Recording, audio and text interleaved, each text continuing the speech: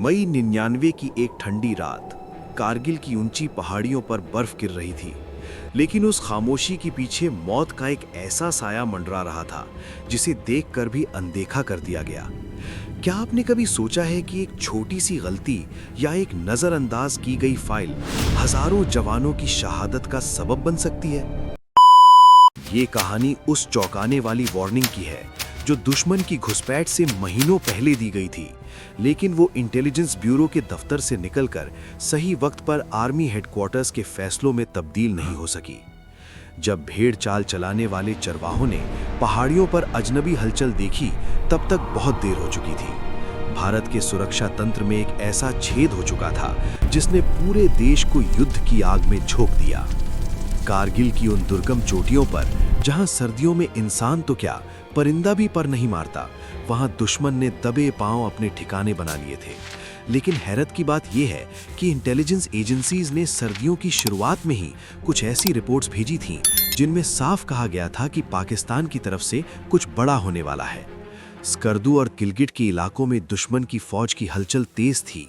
नए बंकर्स बन रहे थे और एम्यूनिशन जमा किया जा रहा था, मगर दिल्ली के एसी कमरों में बैठे अफसरों ने इसे सिर्फ एक मामूली पेट्रोलिंग मानकर फाइल को बंद कर दिया। उन्हें लगा कि इतनी ठंड में कोई भी फौज 18,000 फीट की ऊंचाई पर कब्जा करने की हिम्मत नहीं करेगी। ये ओवर कॉन्फिडेंस ही हमारी सबसे बड़ी भूल साबित हुई। जब कैप्टन सौरभ कालिया और उनके जवान पेट्रोलिंग पर गए, उन्हें अंदाजा भी नहीं था कि वो एक ऐसे जाल में फंसने जा रहे हैं जहां दुश्मन उनका इंतजार कर रहा था। वो चेतावनी जो महीनों पहले पेपर पर उतारी गई थी, अब खून से लिखी जाने वाली थी। अगर उस वक्त उस वार्निंग को तवज्जो दी गई होती, अगर सर्वेलेंस ड्रोन्स और सैटेलाइट इमेजरी का सही इस्तेमाल हुआ होता, तो शायद हमारे उन हजारों बेटों को अपनी जान गंवाए बिना ही दुश्मन को भगाया जा सकता था।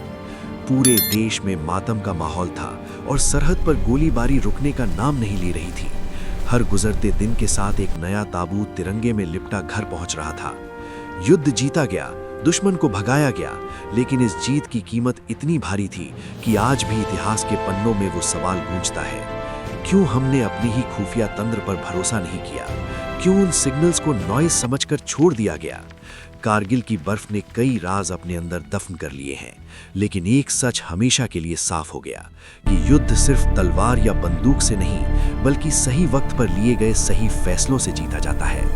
एक छोटी सी लापरवाही सिर्फ एक रिपोर्ट नहीं होती, वो मौत का फरमान होती है जो किसी माँ की गोद सूनी कर देती है।